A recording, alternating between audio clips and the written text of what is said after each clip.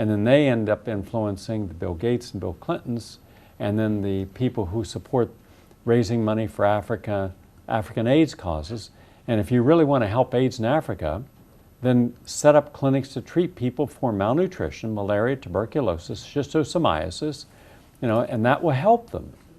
In fact, we contacted the National Institutes of Health, and I said I'd be willing to take 100 persons that you diagnose with full-blown AIDS, and we will work with them for 6 months, where you take their blood chemistry and see how well they do at the end of 6 months compared to a group given your antiretrovirals.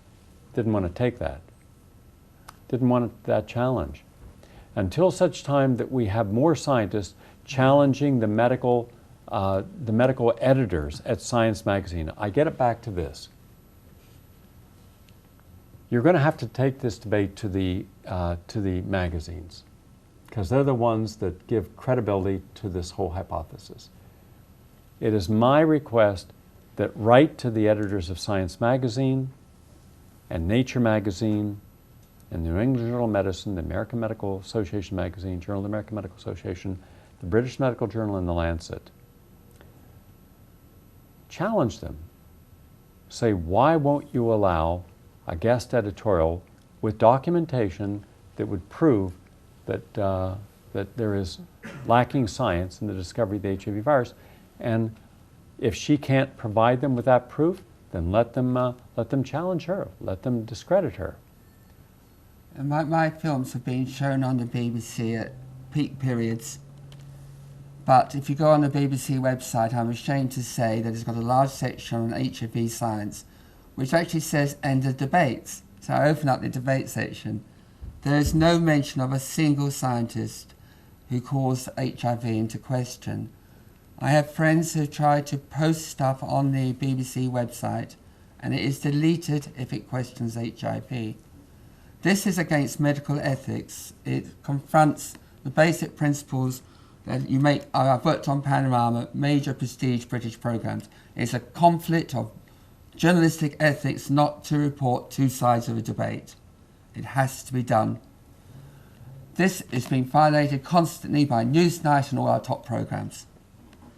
So the American media, the British media, the French media around the world are culpable to special interest groups, advertisers, but let's ask for debate. Let's ask for dialogue.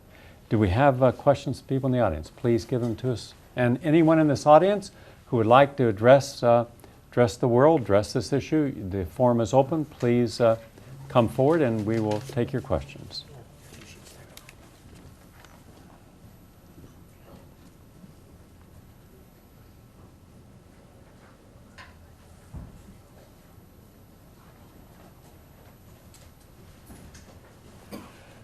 All right, here's two questions from Walter from Arlington, Virginia.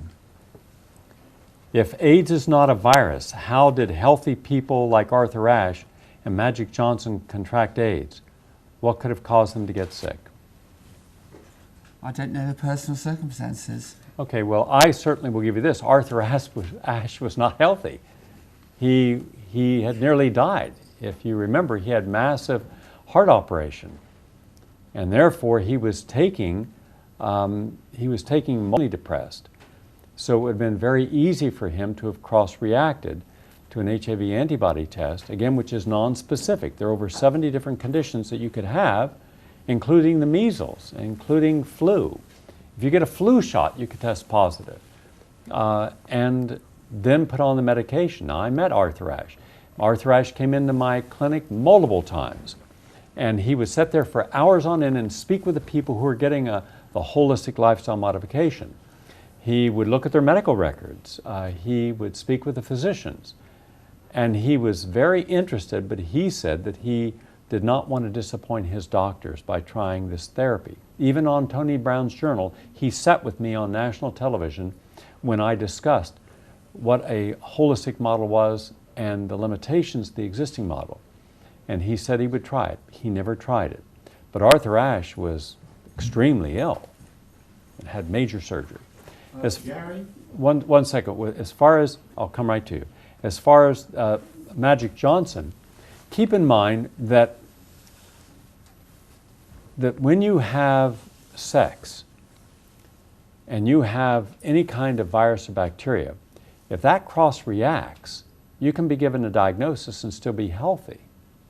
Or you could have hepatitis, you could have herpes, you could have any number, 70 conditions, and test positive. I was contacted after Arthur Ashe by someone close to him and asked for a holistic protocol, which I was happy to give them. But at that time, we didn't know that you could cross-react. That would come out later based upon the outstanding work of Christine, what's her last name? Christine Johnson? Yeah. Who? Christine Marjorie. No, Johnson. And who showed that all these, and by that, at that time it was 45 things you could cross-react, now it's over 70. Now this is in peer-reviewed literature. So the assumption is that you have nothing in your body that could cause you to have this. And let me also mention, many, many, many times in Africa, completely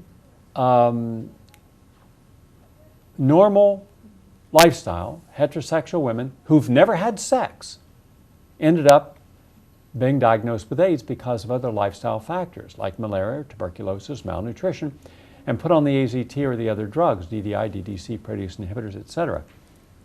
But they're also shamed. Even when they've been shown, even women who've been shown that they were virgins were still told that somehow they must have had sex.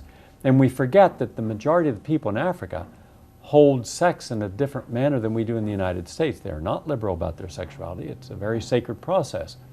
So we've condemned in the almost colonial racism a nation is all having sex, and therefore safe sex ads and safe sex programs with condoms, even among virgins. So there's so much bad science on this.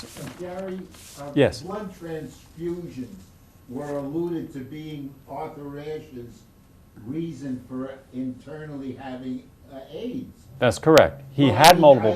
when you say other aspects, here a person could be a fine athlete and, you know, a role model, and all of a sudden be an AIDS victim, and to get improper blood into one's system is equivalent to having unprotected sex and having some breakage of the flesh such that the AIDS whatever could enter the body. But Well, the it's point I not- wanted to make is that you could be innocent of any activity, you mentioned the word virgins, that you could get a blood transfusion of improper blood and be a victim. You're absolutely correct. We have an example of individuals who got a flu vaccine and gave blood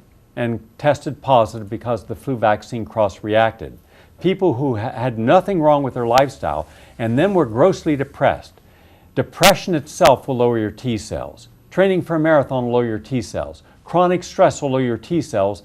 So if you just measure the T cells in a chronically stressed person or a depressed person, you could diagnose them as having markers that would qualify them for being diagnosed with AIDS, and that's the danger. Now, in